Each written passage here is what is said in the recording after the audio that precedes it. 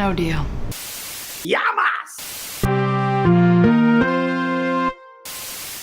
Yeah, well, welcome to the stream. Hopefully you got to see a little bit of Jay doing his cool sales magic.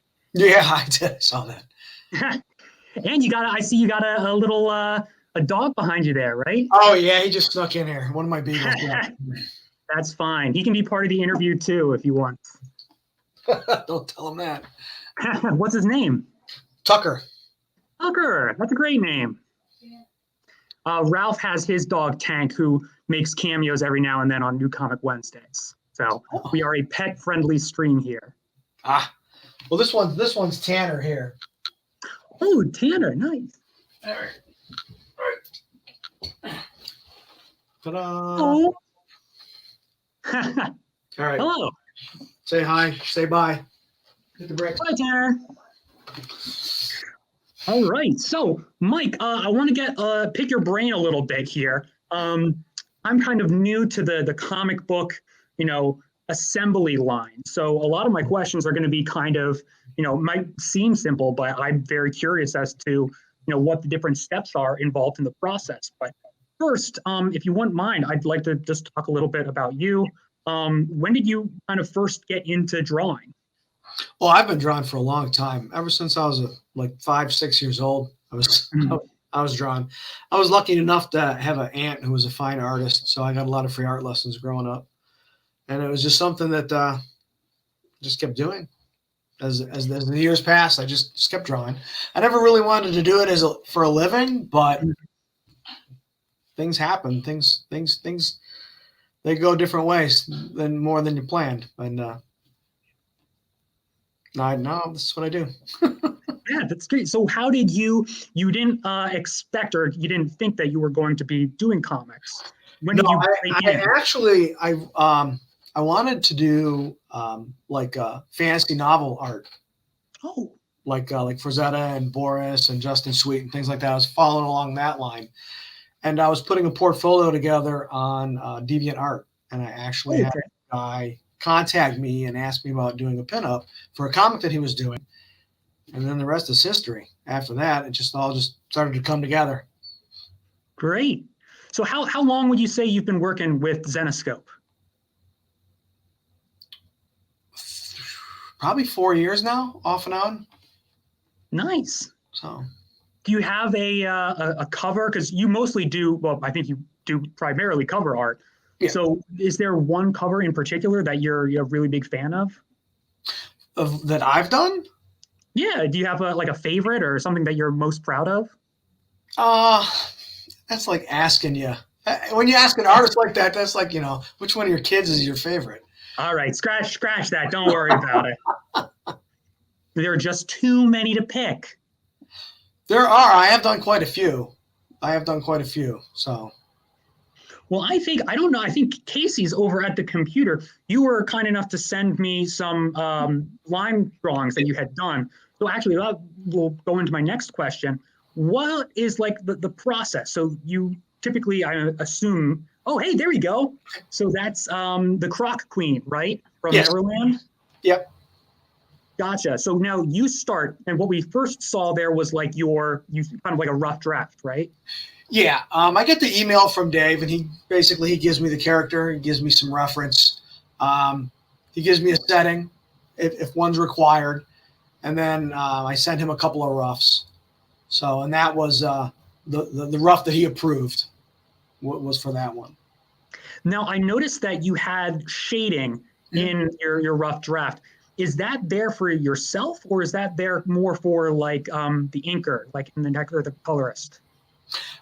Mainly for myself and for the editors, Dave and those guys, so that they get a look, get it fleshed out, the face a little more, so that they can see where I want to go with it, the look.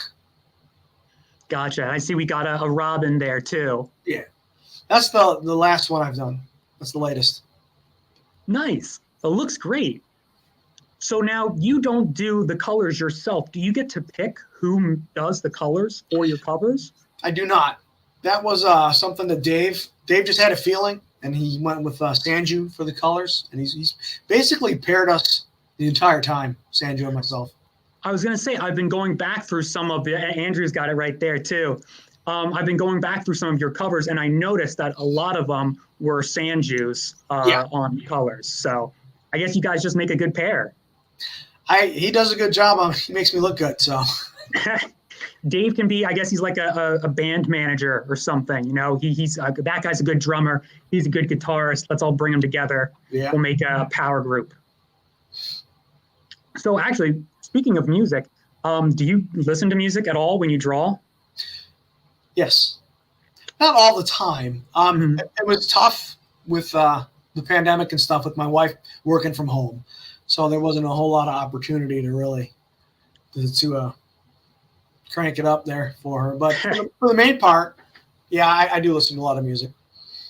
Do you have anything in particular? Does the music change? And I'm asking because I know when I like to draw on stuff, there's certain stuff that gets me in the mood. Do you switch it up, or do you have like a certain playlist that you like? Black Label Society usually does it for me. He's got a big enough catalog that it doesn't hurt. You can run through it a long time. Gotcha. So do you have, I know I asked, if you had a favorite cover, too many to choose. Do you have a favorite Zenescope character or one that you just like to draw a lot? Hellchild. Yeah? Yeah. Actually, speaking of Hellchild, I think, Casey, we have a Hellchild drawing in there, right?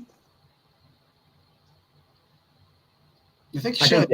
Yeah, it was the Grim, wait, don't tell me, Van Helsing versus the League of Monsters, #6. Boom! All right. There you have the first rough up there, and then you go on to the line work afterwards. And actually, this might be a good chance to plug, but I think this is one of the images that they're using for the coloring books. Oh, okay, cool. So it might not be Sanju doing the colors for that then the next time. No. Well, do they get posted? Do people turn them in? We should, totally. I think the Kickstarter is launching, I want to say on the 17th. So, hey, anybody in the comments, check it out. Oh, I'm sorry, not Kickstarter, Indiegogo. Different crowdfunding platform. So you mentioned DeviantArt. Was that like your first platform? I know this wasn't in one of the questions, but I'm familiar with DeviantArt. It was. At the time, I was a big fan of Justin Sweet, and he did a lot of digital. So I wanted to get into the digital art, and I got my wife got me a tablet, a Wacom tablet that actually had an art program in it that I used. And one of the things that was easy to put files on was DeviantArt to showcase, and you can house a portfolio. So, and that's where I got the work from where I started in comics. Gotcha. So do you prefer one medium over the other, digital versus traditional?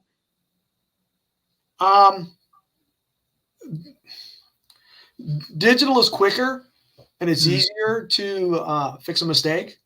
It's easier to do roughs and layouts and things like that. And then it has a lot of tools.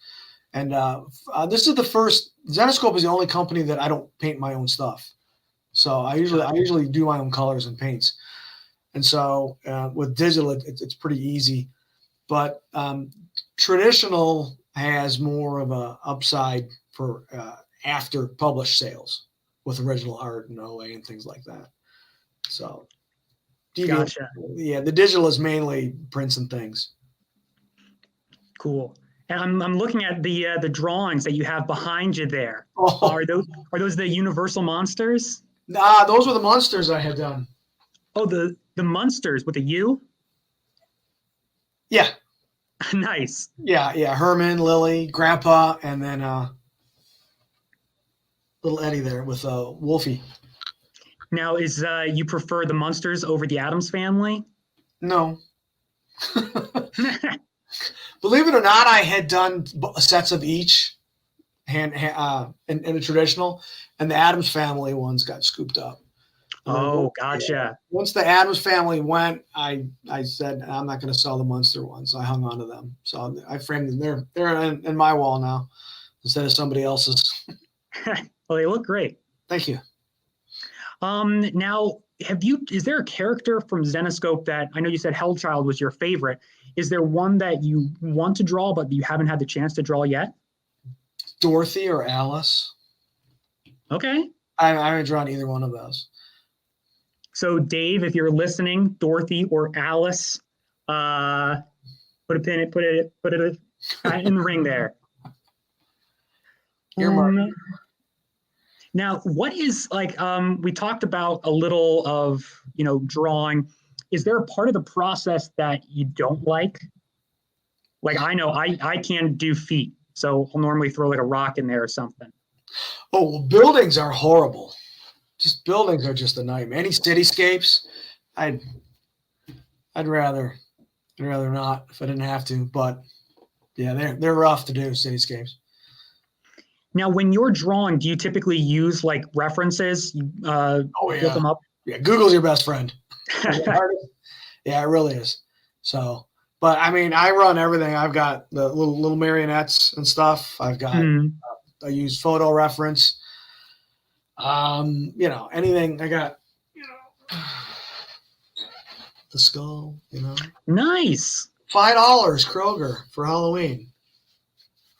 Nice yeah, and it's pretty anatomically correct too. So, because that helps with the Hellchild with all the skulls and stuff. So. I can imagine. Everybody needs a skull on their desk. Everyone should. I think I'd like to open up some questions for anybody in the comments section. So if you're happy to take some questions, I'm sure that there are some folks who would love to ask you some questions here. So while they think of some, come up with some questions for you. Let me see here.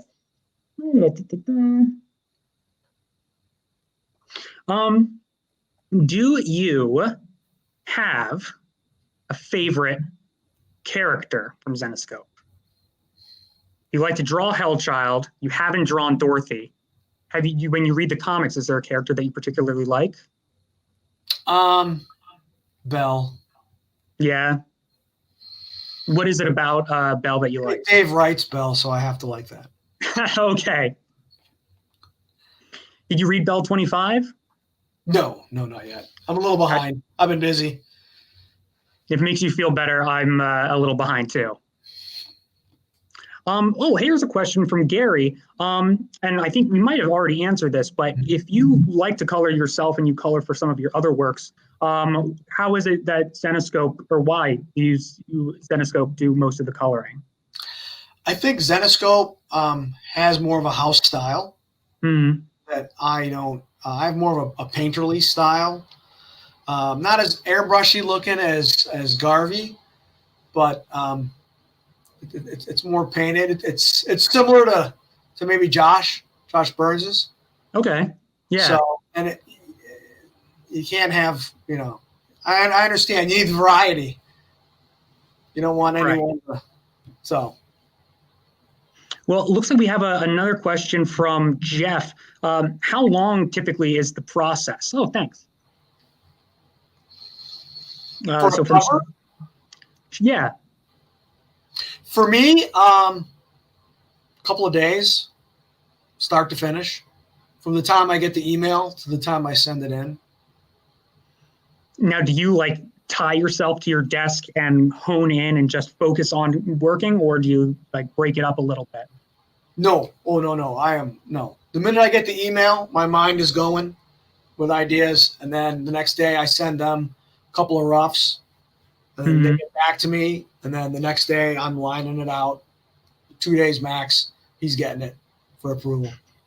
So about how long, how far ahead will Dave contact you? Say the book is coming out in June. When do you first hear from him? June. I usually get a few days, maybe 5. Dave apologizes, says sorry, and then, but okay. they look fantastic. So even if you're doing them in 30 seconds, I'm sure they're turning out great. Looks like John Hazel wants to know: are you doing any conventions this year? No. No, makes sense. No, I'm old man. So, Would you, consider going to any conventions in the future? um, if I was brought as a guest, I Mm. would if I was asked by the convention. But it's just like Artist Alley table or something like that. It's just kind of too hard for me at this point going out. Yeah, and a lot with everything going on right now too. Oh, here's a question from Mark. What would you like to do in the near future that you haven't done yet? Art wise, cover wise, Let's just say general projects. If there's something in the back of your head that you've been, kind of sitting on that you haven't gotten to. more medieval stuff. I do a lot of fantasy, Conan stuff like that. A lot of swords and sorcery things. So I wouldn't mind doing something like that and getting together maybe like an art book. That'd be cool. Now, do you have like a favorite, Game of Thrones, Lord of the Rings, any of those series that, hits home for you that you like the most? I really enjoyed Vikings. Yeah. Britannia right now is really good. I think that's a really good show that no one's watching. It's on Epix. It was on Amazon Prime for a while. It's like in its third season. Yeah, Game of Thrones I really enjoyed. So I had read all the books too. So Nice. And those aren't small pamphlets either. No, not at all. That was back when I had time to read. Now, when you're working on covers and shooting them out left and right. Yeah. Times gets a little thin on you. Well, we appreciate your dedication for sure. Thank you. Question from Scott here. How much info does Dave give you? Descriptions for the characters and such. If it's an established character, he gives me 3 or 4 different reference pics of the characters, different artists' rendition of the character and what they wanted to look like. A couple of characters I've got the privilege to go ahead and create. I think the Hacker was one that I created, and one of the was it the League of Monsters, where she had the machete? Or no, it was a little axe. They were like Road Warrior. I can't remember. I can't think of it. Yeah. And then he gave me about like 4 or 5 different pieces of reference on things that they wanted included. So, and then I put them together, a couple different looks for them, and then they chose, okay, well, we want this pose with this gear, and then add this and stuff like that, and it just comes together. And then he gives me a setting for background, if sometimes it doesn't require any, and that's about it. He's pretty hands off until the end. So, and then it's notes, and usually we're good to go. Did they ever come back with like a lot of notes, like change this, change that? No, never. I've had the steampunk witch. They just asked me to add her broom. When I originally drawn it, I didn't have the broom in there. And then I think the most often thing that I hear is I draw them a little hippie sometimes, a little thick in the hip area, so they asked me to thin it down.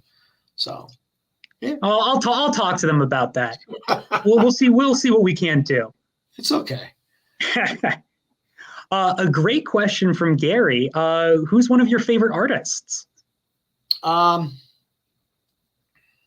Frazetta. Frank Frazetta? Yeah, for sure. He was a big influence on me when I was younger. I can totally see it, especially with what you're talking about with like that kind of like fantasy and Dungeons and Dragons-esque artwork. Yeah. Frazetta was the one that really kicked it off for me. And then Boris Flejo. He got me into the more technical side, the more realistic, the hyper-realistic painting style. And that's, so for the two of them combined, that really. Have you ever been out to the Frank Frazetta Museum? No, No. Because I think that's it's either a Pennsylvania or a New York thing. I'm in Michigan. Michigan, you're not too far. No. Where are you in Michigan, by the way? If you don't mind me asking. Just outside of Detroit, probably Okay. 20 minutes. When they do the hand thing, it's like we're right here. So pretty close. Because down here is Ohio, so we're real close over here. Because this would be like Detroit right there. I've only been to Michigan once, and that was for the Cherry Festival. Oh, I've never been to the Cherry Festival. It was pretty fun. I mean, a lot of cherries. I've been to the Renaissance Festival, but never the Cherry Festival. So Dave didn't bring you to go to the Motor City Convention, huh? No, I wasn't with Zenescope just yet at that time, but I will be hopefully going to the Motor City Convention this upcoming year. That's how I met Dave. At Motor City. Mm-hmm. Yeah, it was one of the last conventions I had done, and I noticed that they had a booth there. Mm-hmm. I asked one of the gentlemen behind the booth if there was anyone here that was looking at portfolios or anything, and he said, "Yeah," and he said, "That guy right there," and he pointed to Dave, and then I told him some of my background, some of the other places that I had worked for. I've done Lady Death artwork and stuff for Boom Studios and that. And so I went and I gathered a few of my covers that I had at my table, and Dave took a look and he gave me his card. History was made. The rest is history, as they say. Very cool. Well, that's great. It looks like Gary's coming up with some great questions. She's asking, do you like doing pinups? Or do you prefer like other, I guess, poses? Because I notice a lot of Zenescope, obviously a little bit more of like the pinup-y style, but when I've looked at some of your other work, you've got, some more, range. Yeah. But Zenescope, that's what they want. They want the pinup. So, I mean, I'm happy to do it. I like to do it. So it's not like they're forcing me or boxing me or cornering me, But I mean, I've done a lot of different types of covers, a lot of different styles. I did a whole series for another company where everything was done in the style as like Patrick Nagall. Oh. Yeah. And then I did another series of stuff that was all along the lines of an Art Nouveau, like a Mucha style. Okay. So, it's very cool. The pinup thing it's refreshing. It's what's the word? You don't really. It's like you can just shut down and do it. Yeah. Now, going back a little bit, you said Frank Frazetta. You liked a lot. Is there like a current artist, in the present industry that you're kind of keeping an eye on or that you're a fan of? Not really. I really like Mateo's, the Italian guy. Yeah. He does a lot of Zenescope stuff. Boy, I can't remember his last name. I'm sure someone out there does. Solero? Matteo Solero? Can't remember. But yeah, he's got he just did a Delato. Yeah, I like Delato too. Someone's down there. You saw Trent's comment. Yeah. And I hope you saw Andrew's comment too. They are a big fan of your Halloween covers, it looks like. Oh, the sketch covers? Yeah. Mm-hmm. Yeah. They were fun to do. Now, you were talking a little bit earlier about kind of doing a collection. Jeff Dean is asking in the comments if you were thinking of putting anything out soon. I've been kicking it around. I got a guy that said he'd edit it for me. So just when he gets some time, and then I just got to get some work together to do it. I'm not really sure. I don't know if I could use already licensed stuff, or it would just have to be. That's actually a great question. Is how does the legality of fan art go? Or not? I shouldn't say fan art, but art of pre-existing properties. Right. It's like could I do an art book and then it have stuff from previous publishers that I've done work for, or would I get taken to Right. Or like if you wanted to do like put the monsters in your book, is that I'd something? say monsters are though they're old. What is that? When it's no longer copyrighted. It's open. Yeah, there's like a certain. Yeah. I forget what the cutoff is, but I don't know if you saw. There's a whole bunch of stuff that just went into the public domain. That's what it's called, public domain. I think the monsters are public domain now. Didn't it just happen with Winnie the Pooh, right? Yes. Yeah. Everybody was asking when Zenescope was going to do a Winnie the Pooh now that it's public domain. Why? Why not? Are you going to have to battle it out with the Cheshire Cat?